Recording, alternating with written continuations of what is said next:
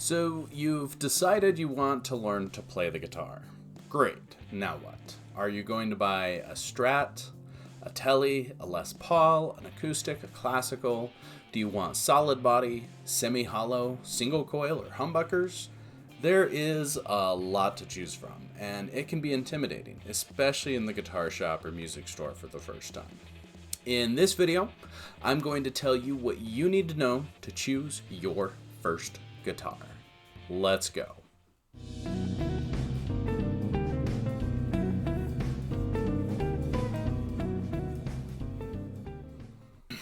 Welcome to Tom Explores, where I explore creativity and technology. Right now I'm trying to answer the question, can I learn to play the guitar at 40 years old?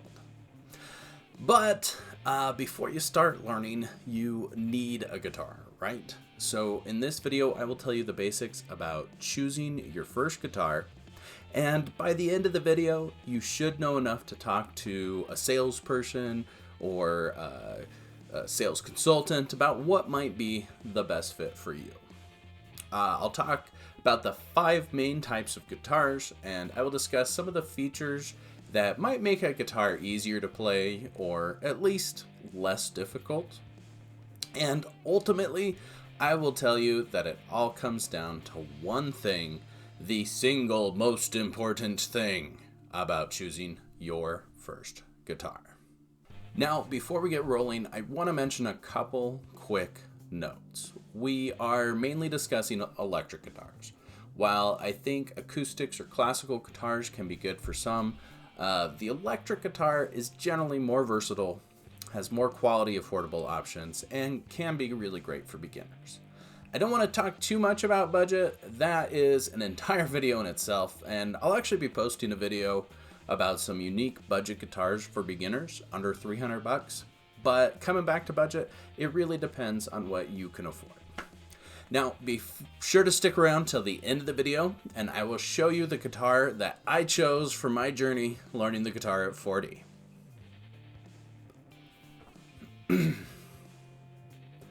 Now, you are never going to get good at the guitar unless you do one thing, and that is practice. One way to make it easier to pick up your guitar and practice every day is to have a guitar that really inspires you. Something that gets you excited for the music that you're going to make.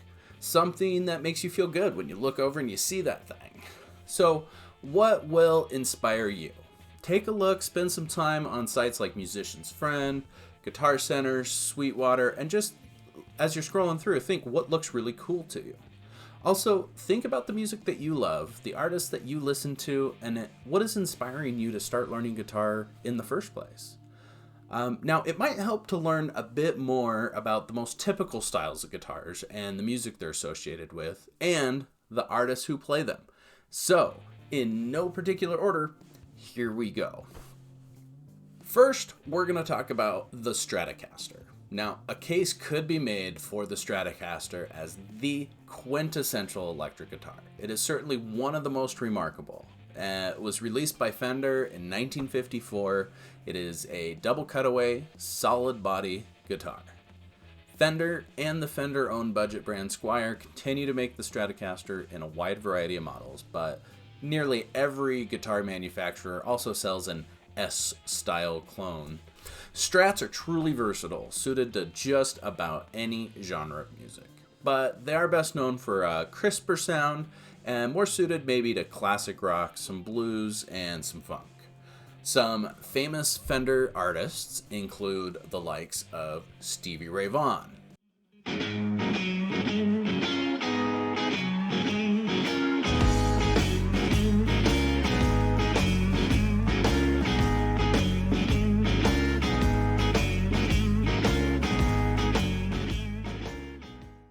also, John Mayer is known for his Stratocaster guitar.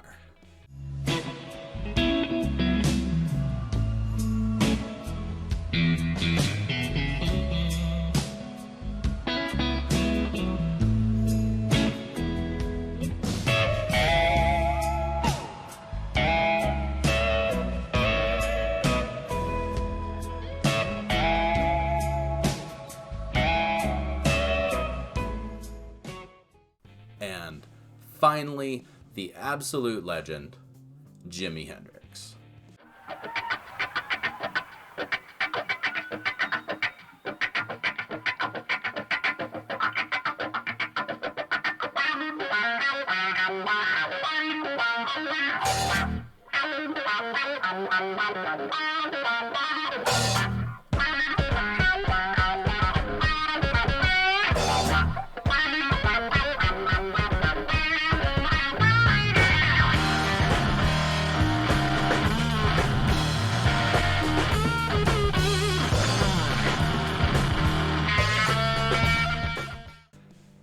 Next on the list is another guitar originally by Fender, and it was actually the first solid body guitar to find some mainstream appeal. It is the Telecaster. The Telecaster is known for a more, twangy or bright sound due to the two single coil pickups, and it is really well suited to country and to a lot of styles of rock. Some of the more notable Telecaster artists include Rolling Stone's very own Keith Richards,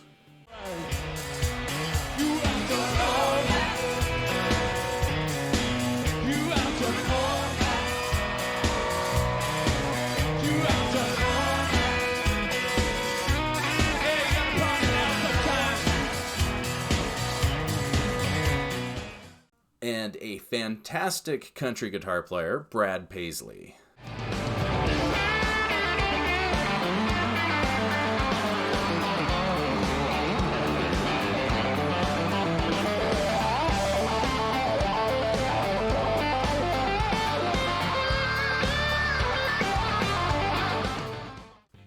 Okay, so we're to the third guitar on our list. Remember, these aren't in any particular order, but the third guitar on our list is the namesake of one of the absolute pioneers of the electric guitar, Les Paul.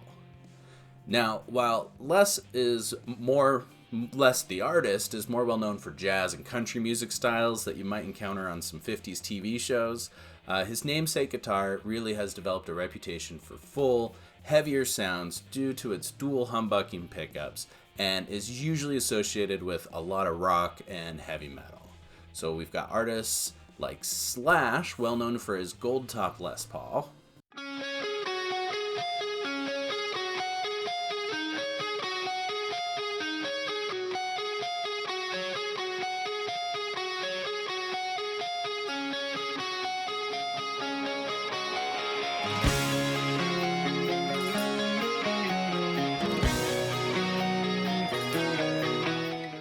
We also have Billy Gibbons, famous with that beard from ZZ Top.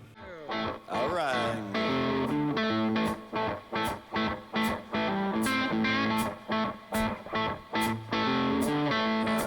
Yeah. Rumors spreading around in that Texas town.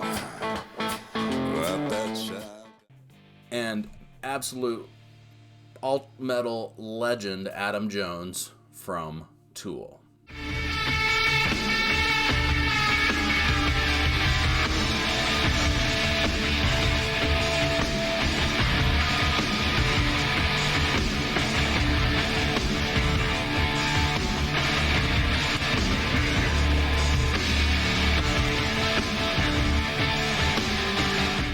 Now, the next is a pretty broad category of solid body electric guitar. It could be called the Super Strat.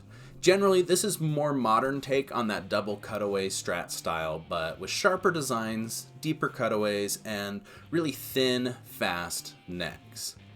These things are shred machines made to be played fast, and they're really great for musical genres like metal or progressive rock. Some of the typical artists associated with this guitar style would include Paul Gilbert,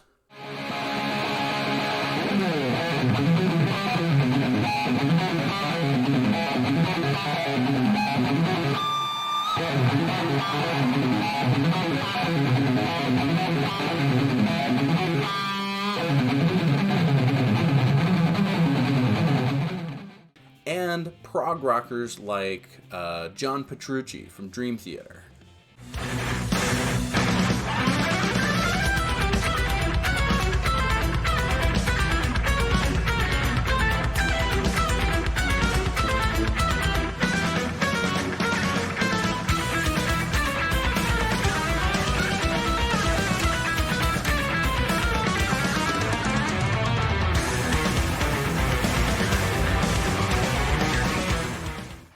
Another great one is Steve Vai.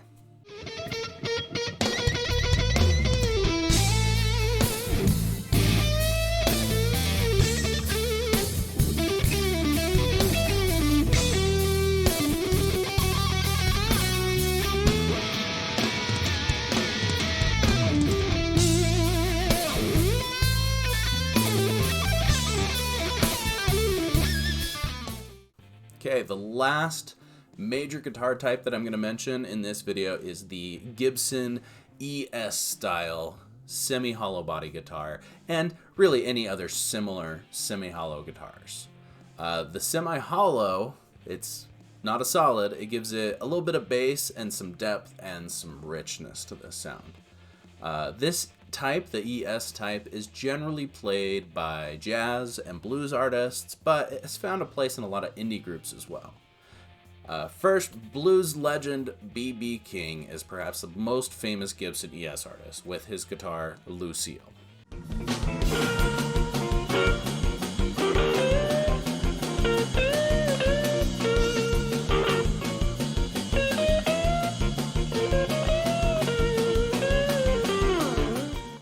Another is the jazz guitarist Larry Carlton.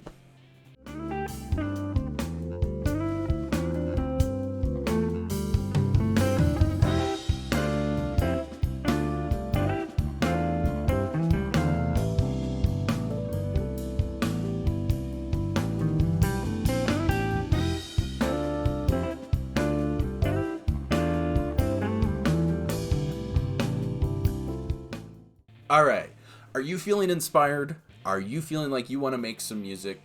Great. What's next? Now that you have that beautiful beast of a guitar in your grubby hands, you have to make some sounds come out of it. Now, no matter what guitar you choose, it will not sound good in your beginner hands. It doesn't sound good in mine.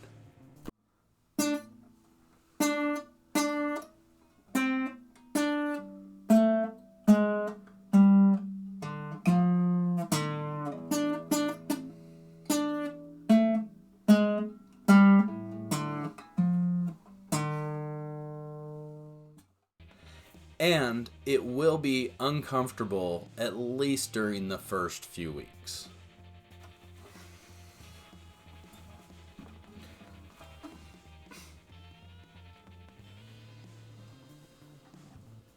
But there are some things that can make the learning experience a bit less painful.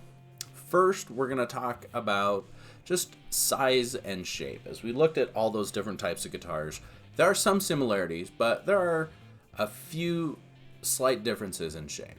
Now, let's talk about size and why it always matters. We are all built a bit differently, so what works for me, a 6'3", 250-pound guy, will be very different from someone who is maybe a little more petite. So the areas where size and shape are most important are probably the neck. You will want to consider the thickness of the neck and the profile, so there could be a C or a D profile, as well as the width of the fingerboard. Now for me, this classical neck actually works pretty well with a 2-inch nut, which is much larger than you'll find on electric guitars, but my chunky sausage fingers have a little bit more room to be sloppy and sound okay. Now the shape can also have an impact, especially on comfort. Certain styles like a Strat or a Super Strat, as well as modern Tele styles, will have some contours and cutouts to make holding the guitar more comfortable. And for a bigger middle-aged guy like me, I'm starting to think that belly cuts might be a good idea. Now, the next thing to consider are the strings. For at least the first few weeks, your fingers are going to be sore from pushing down on the strings. And there are a couple of things, actually that you or your local guitar shop can do to make life a bit easier for you at this stage. Now, get some quality strings on the lighter side. These are 10s, but 9s would be a little bit lighter. Many guitars, especially at the budget end of the scale, will come with absolute crap strings.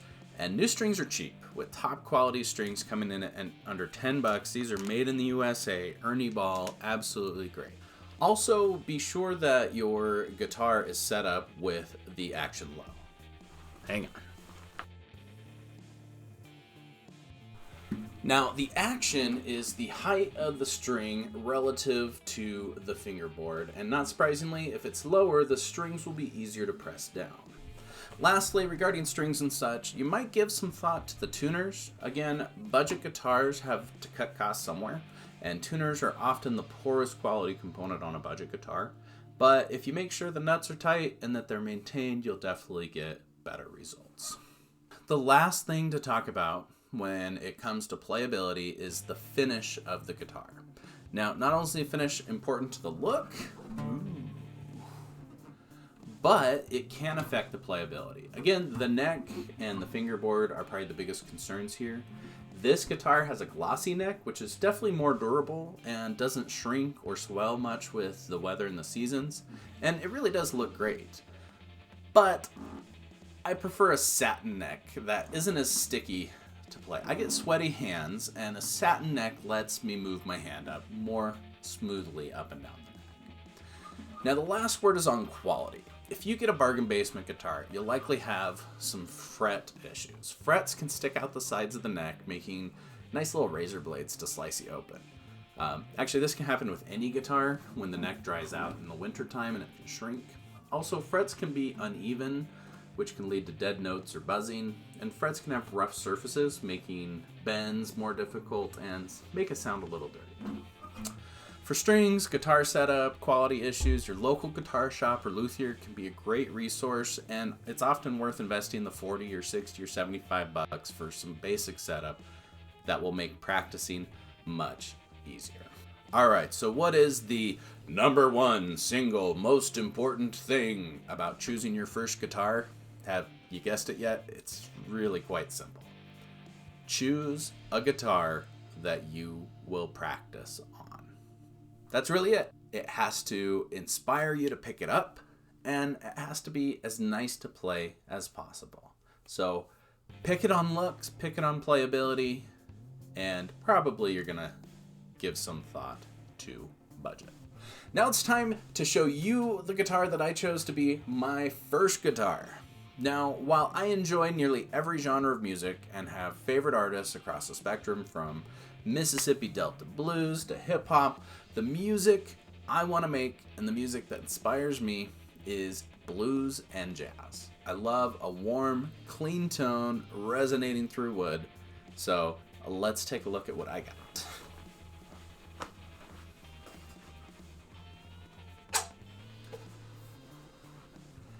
This is an Ibanez Artcore semi-hollow guitar. Has two humbucking pickups, a great subtle red satin finish, really nice, lovely cream binding, and the feel of this thing makes it absolute pleasure to play. It looks good, it sounds good, at least as good as I can make it sound, and it's super comfortable to play. So the only drawbacks on this guitar that I've found so far are maybe the lack of real comfortable contours or belly cutout or anything, but the slim body on this can really make up for that. And it is also on the upper side of the budget for around $300, but for the quality you get over something like a no-name brand off of Amazon, this is well worth it. I hope this video has helped you get an idea of what to look for in buying your first guitar and made you feel a bit more comfortable about what to ask the guys and the gals down at the guitar store. Let me know what guitar you choose by leaving a comment down below. And as always, if this was helpful, please hit that thumbs up if you liked the video. Thanks for watching, and I will see you all later.